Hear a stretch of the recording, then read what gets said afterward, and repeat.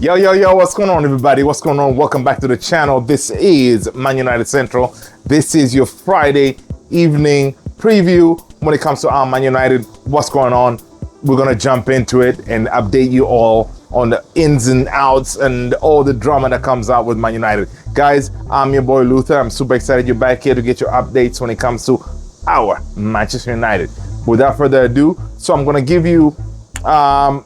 this is going to be a preview for tomorrow's game. We are playing Nottingham Forest, guys, right? A win is a must.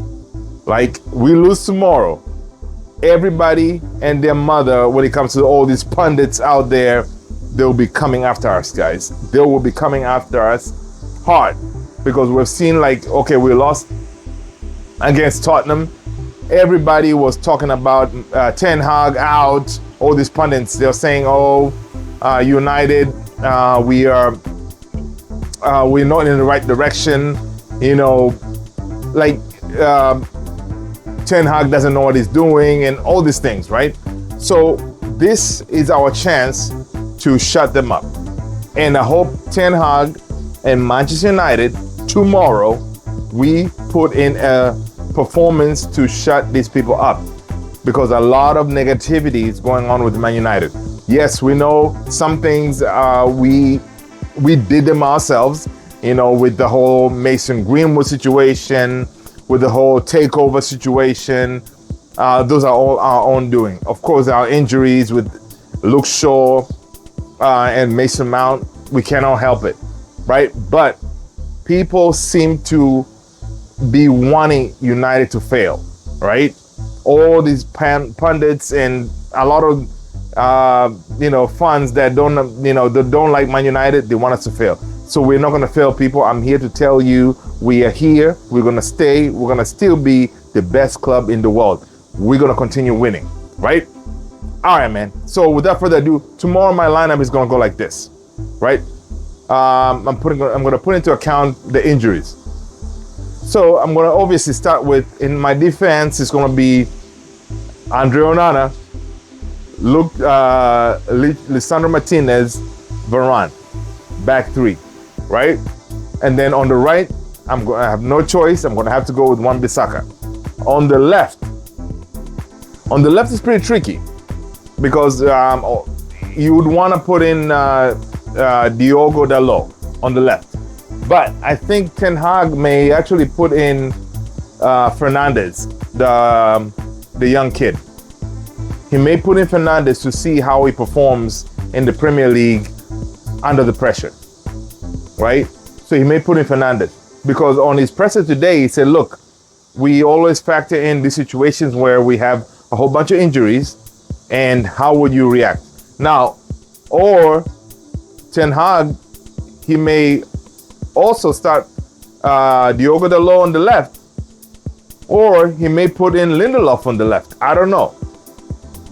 It's weird. Ten Hag always has these weird ways of seeing things, right? So, to me, I will go with Dalot on the left just to be on the safe side. That way he has some game in his legs before our next game, like to prepare Diogo Dalot on our next game. Because our next game is against who? Arsenal. Now, why am I talking about starting Dalot on that left? Yeah. There's one player at Arsenal they have that is going to be a pain. You know who that is, right? Saka. Saka is going to be a problem. Saka is going to be a problem on that left-hand side. So we need a player. Fernandes, he's young. He doesn't have the experience to deal with a player like Saka. So you need someone seasoned. So it will be Dalot. So you want Dalot to have some game time. That way, come next week when we play Arsenal, he's up and running.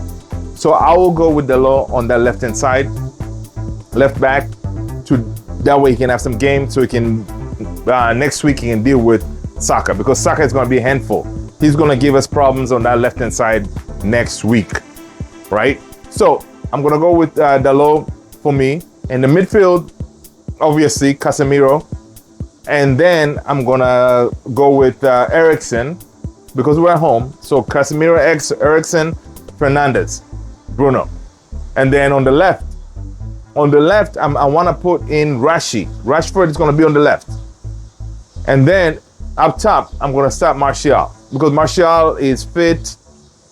Yes, he's going to get hurt. We have to prepare ourselves for that. But I'm hoping that Ten Hag can start him and then maybe pull him out after second half, at 60th minute, pull him out. Hopefully by then we're up like, I don't know, 2 or something like that, right? So yeah, so Russia on the left, up top, Martial, proper number 9, and then on the right, guys, I know Ten Hag is going to put, not Pellistri, he's going to put Anthony, but you know what, I would change it. I'll put in Pellistri, man, because Pellistri to me, he has been more proactive, more energetic, more outgoing. Like it's one of those. Pellistri reminds me of those good old-fashioned right wings, the Giggs, the Ronaldos back in the day. They go after you. So that's what I'll do. I'll put in Pellistri, but I know Ten Hag will go with Anthony. Right? But anyway, so that's my lineup. Let me know in the comments below what is your lineup gonna be. Definitely tomorrow a win is absolutely a must because it will be a disaster if we lose. Now, the flip side is this. Anthony Langa, who is now with Nottingham Forest, will be coming back home. Now, is Nottingham Forest coach going to start him? And it's one of those things, man. When you start him, Elanga may pull a craziness because Elanga knows how we perform. So if you start Elanga knows how we play, even if he is going against Fernandez or Dalot, he'll know how to, to go after them. So it'll be interesting to see what their coach does. But anyway, that besides the point, that is my lineup. Let me know what yours is gonna be in this game, and what are your prediction? I think we're gonna end up winning maybe 2-1. All right, 2-1 is gonna be definitely my prediction for tomorrow. We're definitely gonna win it, and that will be it. Now, let me see real quick here what other news that we have here when it comes to Man United. Okay, so on Man United, I'm seeing that we are linked with this Santos striker. In the past videos, I've talked about this guy. His name is Marcos Leonardo, right? Marcos Leonardo is a striker in, I believe he plays with Santos in Brazil, and he's been linked with the Roma, but it looks like United now, they're talking about hijacking that deal to bring him in. He's a young striker. He's going to cost us 20 million plus add-ons. He's only 20-year-old.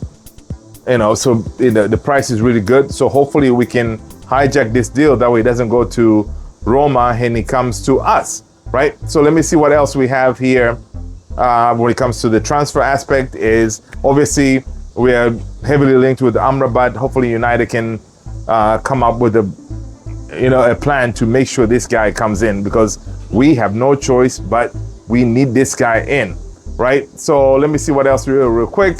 But and also I'm seeing that Nice manager Francesco Farioli hopes to keep hold of Jean-Claire Todibo, but was unable to rule out this transfer before Thursday deadline. So Todibo has been linked with an exit from French side all summer, with Manchester United said to be one of the several clubs eyeing the 23-year-old, right? Erik ten Hag has been in the market for defensive reinforcement after 30 million bid for West Ham. Harry Maguire was accepted, but again, we know it was accepted and it didn't go through. So, but again, what would bring in Todibo if we still have Maguire there, right? So it doesn't make sense. Yeah, these are just paper talk, so I don't know if it's really going to happen. Personally, the way I see it is Maguire is going to stay, McTominay is going to stay. Those are our two assets that can actually bring us money. All the other outgoings, Donny van de Beek, if he leaves, which he should be leaving, is going to be a loan move, right? Dean Henderson, again, is going to be a loan with a potential buy, right? Eric Bailly, when he leaves, or if he leaves, again, it's going to be another thing that we're going to let him go for free. So the only two assets that Man United have that can bring us money is Maguire and McTominay. The question is, who's going to come for them? So far, the Maguire side is still quiet. McTominay, we turned down the offer that we got from West Ham. But West Ham looks like they're still interested in bringing in McTominay. So we'll see. We'll keep an eye on that. I will update you if anything changes. But those are the only two assets that can bring us any money, right? At this point, if we cannot sell them, United need to come up with a way, right, to bring reinforcements in. Midfielders, we need Amrabat or Gravenberch. We definitely need another striker because Højlund is really a work in progress. So, we have to work on him. And also, we may need to bring in a left back, like an emergency left back to cover, because we see that Luke Shaw probably will be out for a month, 2 months or so, right? Which is really sad, right? Guys, that's all I got for you. Thank you so much for being here. Hope if you enjoyed this show, make sure to share with your friends, family, anybody on Twitter, WhatsApp. And also, as you're rolling out, hit the like, subscribe, notification bell. That way you do not miss any new videos coming out of this channel. Thank you so much, guys. Thank you so much. Again, peace out.